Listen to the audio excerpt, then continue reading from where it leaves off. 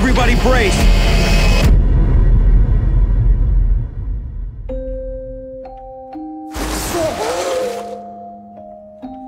Hello!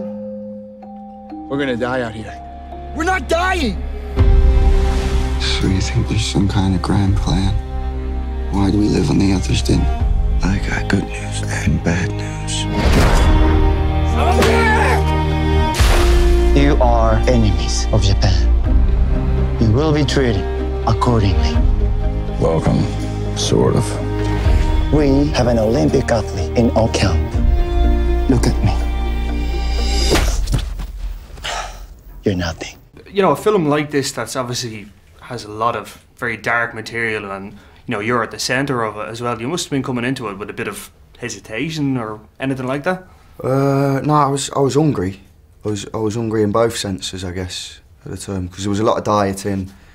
You know, there's certain phases where you have to accumulate the requirements. Yeah. So, you know, if you're going to be portraying a prisoner of war, you're not going to be eating much. But, you know, all told, in absolute honesty as well, I just felt prepared. I felt ready at like a good stage in my life and career to devote myself to something that was perhaps beyond me and come out the other side and that and see how I fared. And I'm out the other side and I seem to be faring well, so looking forward to the next one. Yeah. Like, this isn't the first time you played like prisoner before, obviously, and starred up as well. You were playing a prisoner as well, and congrats on that as well. Thank you, mate. You know, is there something in the mindset of that appeals to you, or was it just a case of just this project appealed to you in a normal kind of way? Or Yeah, I guess with that said, then perhaps the similarities are coincidental there, perhaps, because there's never been a conversation had on my part where I'm you know, chasing down, you know, imprisoned roles. yeah, of course, yeah. But no, listen, on the overall, hopefully I'll be sat one day with a really diverse body of work. Yeah. And so the comparisons and the parallels are there too, but obviously, hopefully the distinctions are more so. Good stuff. Working with Angelina Jolie, I mean, I know this is her second film, but obviously this is a bigger film and all the rest of it.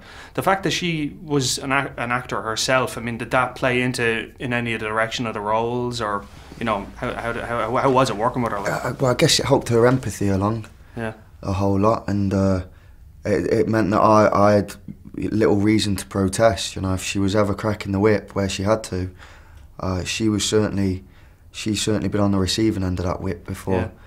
And so, you know, it kind of validated a lot for me. Again, I had no reason to protest. Yeah. And you just have to get stuck in. And but she was never a dictator about it or cruel. You know, it definitely felt like we were all on the same side. And whatever stresses were there on a production scale for her, yeah. they never really interfered with our set. That's good. And that's a credit to her, yeah. Just actually speaking on that, the set itself, like, obviously, because, you know, a film like this, it's dealing with quite dark stuff, and, you know, was the set quite somber, or was there any, like, moments of, I don't know, light or anything like that, or anything to kind of lighten the mood? Or Yeah, gotcha. You know, we had Donald Gleeson there as well most times, and he's a funny chap. Finn Whitrock and all, as part of that trio that were on the life raft, stranded, including myself. We had good camaraderie.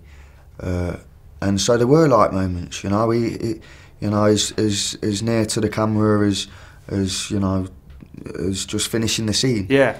You know, there were bits and bobs. I mean, we're only acting. Yeah. Truth be told, I mean, there's certain things that we're doing and putting ourselves through to make the whole thing seem more conceivable. But certainly when cut's called, you know, we're out there and we're not prisoners of war, and we're just merely trying to portray them. So yeah, but then the set travelled right through Australia. Yeah. You know, right through the east of Australia. So yeah, there were different. There were, you know, it was a journey, and there were different phases, some worse than others. Good stuff. What have you got lined up next? So Christmas, gonna do Christmas, gonna do it well as well, and then February, I'm looking for.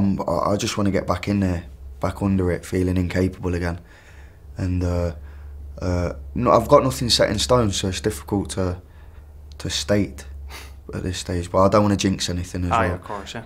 but it looks like I'll be employable next year. Good stuff. Here's Hopefully. hoping. Yeah, exactly, mate. Fair play. I just wanted to start off, you know, what initially drew you to a film like Unbroken? I mean, this is obviously your first time moving into acting. Yeah. Why did you choose a film like this? I didn't choose. I was chosen. Okay. Yeah, I was chosen by the director, Yeah. Angie. And then I was not expecting anything.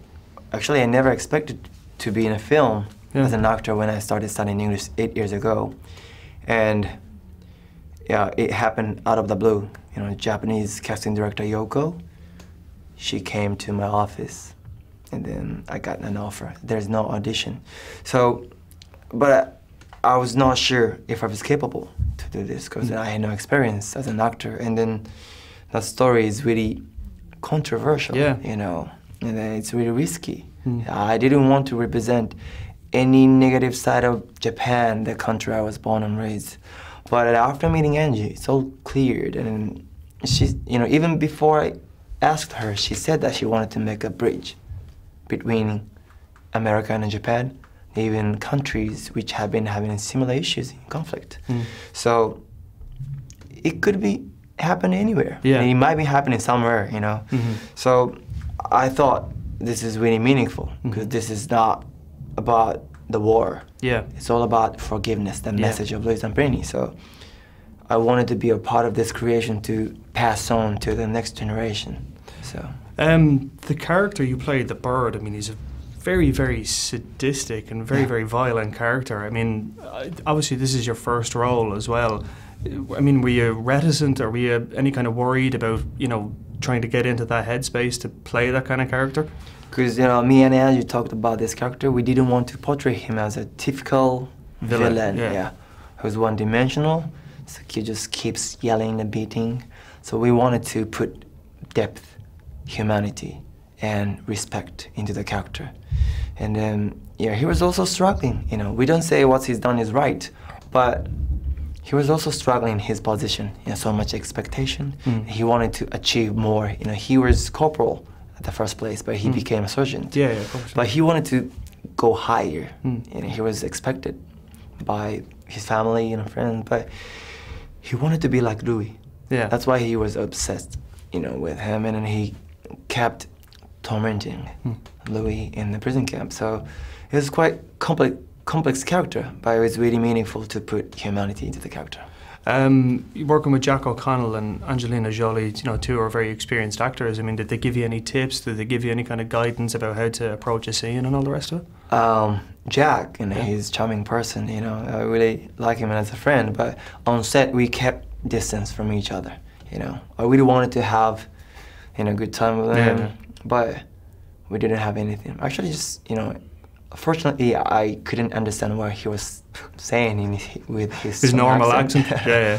But, you know, on set, that was like a jam session to me, like, you know, mutually affected to each other. And then Angie, you know, she's such a great artist, not only an actress. And she comes to the set every day and then determined, passionate, and she's so, you know, motivational. So I learned many things from her, a lot. Did you bring your guitar to the set at all? Did you have any composition? Did you? Yeah, all the time I'm playing a guitar and a shamisen. Really? Shamisen is a Japanese instrument. So it's like a Japanese guitar. So I played a couple of tracks on set. Cool. So it is really, you know, important to share your local and traditional culture to people. So, yeah, and then that's quite interesting experience. Will this be it for you, or will you try other roles, or do you want to do more acting roles? If there's an opportunity, I will love to, because I also learned many things, and I found a similarity between acting and singing. I mean, performing on stage. So it's you know, all about message and then emotion. So it's not about technique, it's all about emotion. Good stuff. So if there's an opportunity, I would love to, and hopefully it's going to be a happy person. A big film like this that, you know, deals with a lot of really, really weighty issues, you know, like war and suffering and all the rest of it. I mean, coming into it, were you anyway reticent about actually taking the project on and all the rest of it, or was it a case of, this is a challenge and I want to get in on it? Yeah, I mean, there's definitely the responsibility aspect of it. Well, I mean, I think from our point of view, because we hadn't read the story Unbroken before, and you know, we'd read the book, and you know, it's an amazing book. You know, that Laura took 8 years to write, and is so detailed, and then, you know, it's the story behind the story, you know, of the hope and Louis' struggle and his resilience and you know, that very human message. I mean, to be a part of that, you know, was a privilege, and obviously, and with Angelina at the helm and her focus and what she wanted to achieve, I was very excited to be a part. But how did you find working with her? I mean, obviously she is coming from an acting background as well. I mean, was she giving you tips on each scene, or was she, you know, steading off and let you do your own thing? Well, she was, I think, very, like, both really hands-on and really, like, into the whole collaborating and coming up with the stories of what the different men's roles were in the camp and stuff, but also very trusting and kind of letting us, you know, find your own thing. Yeah, and so there was a lot of, you know, but she was great. I mean, you know, obviously she's been on lots and lots of film sets and worked with lots of different film directors, so I guess, you know, she's kind of maybe managed to kind of draw things from all of them, and I don't know, she has her own way, and it's very great, and I think we all felt really safe working with her, and a really kind of supported environment. It was great. Like I was saying, like it's a very tough story. I mean, was the set kind of bogged down by that, or was it, you know, how was it on set, like with something like this kind of heavy material? Yeah, I think, I mean, obviously there's, you know, when they call action, it's a very intense atmosphere. But, you know, we knew all the time that we're just actors, you know, portraying these characters, and, you know, the focus really was on being as faithful as possible, because it was such, you know, an unthinkable thing that these guys went through, and certainly what Louis went through. It was very kind of grounding to remind yourself of that.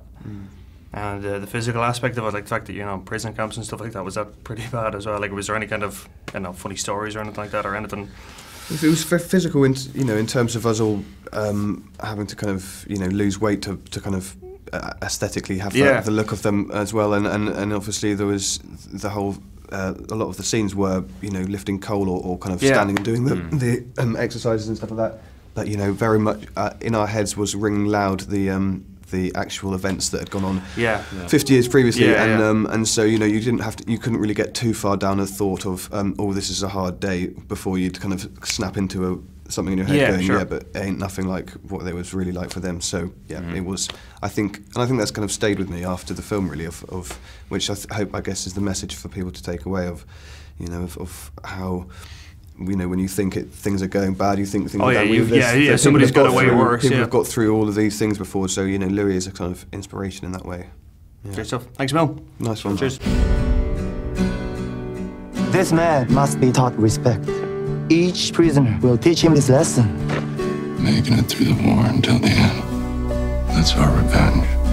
If I can take it, I can make it. Come on. Harder! Oh, come on. Harder! Come on! Hello, Mother and Father. This is your loving son, Louis. This will be the first time in 2 years that you'll have heard from me. I am uninjured and in good health. If he drops it, shoot him. I wish you all a Merry Christmas and a Happy New Year.